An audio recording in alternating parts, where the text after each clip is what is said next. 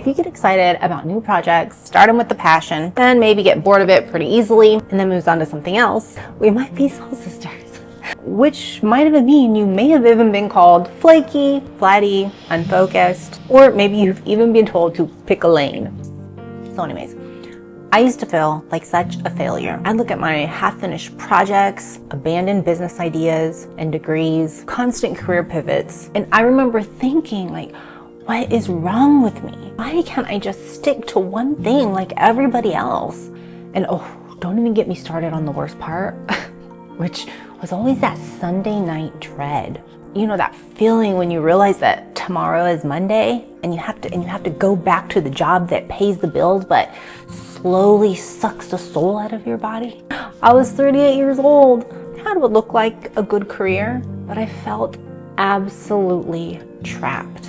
And it got even harder when I tried to start a YouTube channel, because common and honestly great suggestion is to start by teaching a transformation you've made. But how could I have picked just one transformation when my whole life literally felt like a dozen unfinished threads? And that is why these bikini bottoms are actually the perfect example of why being a multi-passionate is your superpower, not your weakness. All right, so let's jump into it as I sew these bikini bottoms.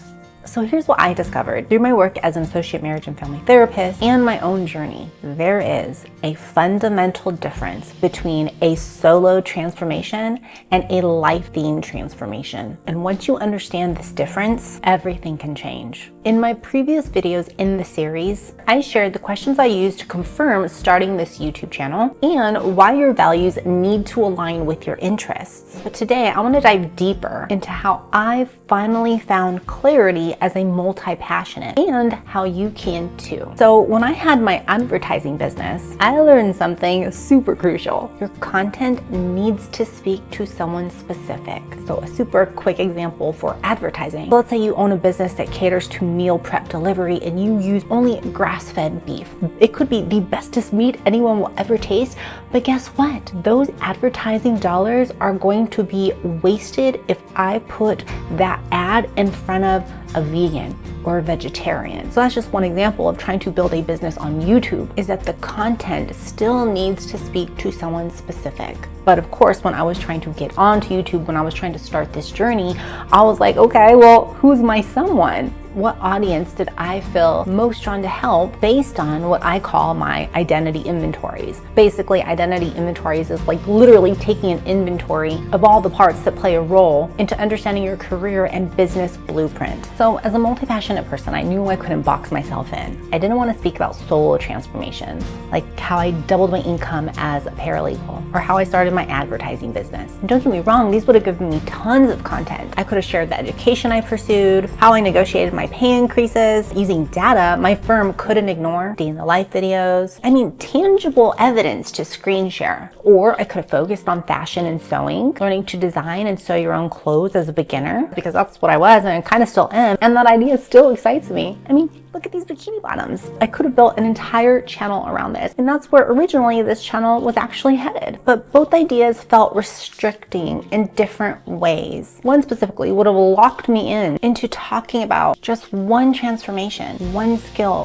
one path. And with sewing and fashion, well, that still excites me, but the problem is it doesn't really fit well with my current lifestyle at the moment. And that will be an entirely different video topic. Then I had my breakthrough. My life-themed transformation wasn't about becoming a paralegal or mastering sewing. Part of it was about being a multi-potentialite who struggled with the urge to work on new and multiple activities at once, often getting bored easily and leaving a lot of projects unfinished. This was the theme of my whole life, feeling like a failure, like a jack of all trades, master of none, until I found therapy. But it did not come easily.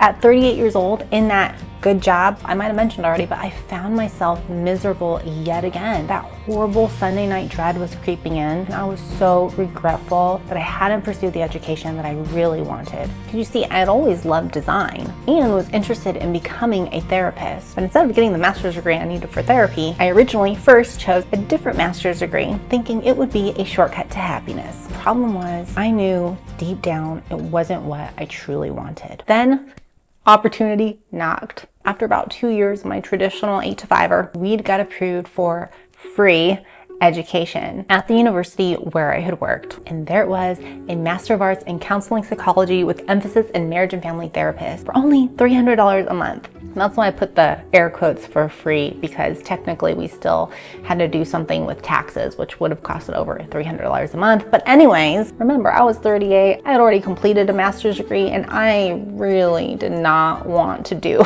another one, especially while working full-time. But I knew if I had reached 70 years old and looked back at my life, I knew I would have regretted it if I never pursued this degree, because I knew that psychology in general was a topic that I was always going to be interested in, because I had been interested in it since I was like a teenager. So I knew I would continue to read and learn about it. And I knew even if I didn't do individual therapy, I would have felt proud completing this degree. Plus, I realized that I could never do therapy without this particular degree, at least in, California, unless you're Kim Kardashian.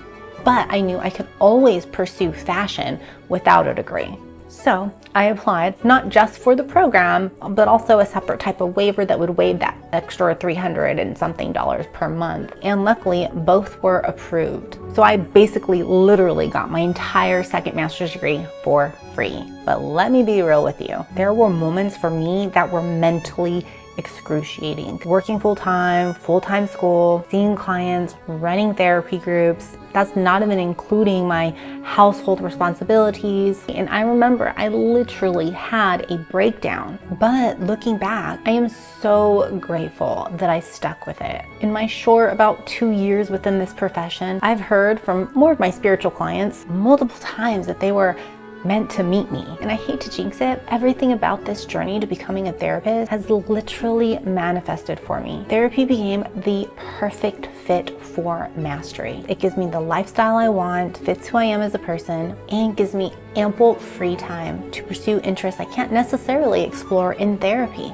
like sewing and designing clothes, like these bikini bottoms. But here's the thing, I could have been content just doing therapy, yet for some reason, I was still drawn to pursue media like YouTube and maybe even a podcast soon. Because of my personal experience, some people don't know how to merge passions for 3 main reasons, at least that I can think of at the top of my head right now. But one is mindset barriers. They haven't built the mindset that their multiple interests are what makes them unique, often due to societal norms telling us to pick a lane. Buried identity. Parts of themselves are likely buried due to conditioning, burnout, or past disappointments. Lack of resources. There's not a lot of information out there for our specific population. And again, there's often that fear around moving towards what's calling you. Now, it might sound a little foo-foo, but I believe that when people are on their path to purpose, things will work out, but it doesn't mean it will be easy. What makes multi-potentialities unique is the ability to synthesize ideas across different fields, to see connections others will miss, to bring fresh perspectives to old problems, like the bikini I'm sewing right now. It combines all kinds of tools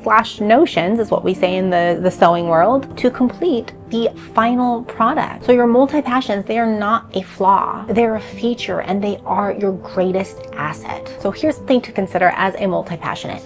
Stop chasing solo transformation and start identifying your life-themed transformation. You can ask yourself, what's the pattern that runs through all your interests? What's the deeper struggle or journey you've been on your whole life? Who do you feel most drawn to help based on your own transformation? And if you're looking to start your own self-discovery process, I have a free 30-day journal for self-reflection to help you get to know more about yourself, your fears, and find the breadcrumbs of where to start. The link is in the description below. And you can even experiment with ChatGPT. You can throw in your information, throw in a prompt, put in all your interests, and ask it to find the common theme. Before I knew of ChatGPT, I had already knew this about myself. I had already found the common theme. So I went ahead and I put in all of the information I had. I call it a lean identity canvas, but really it's for businesses. It's a lean business plan. But basically I just put all of the components on there that matter to create a business. And I threw it into ChatGPT. I told it to analyze everything. And then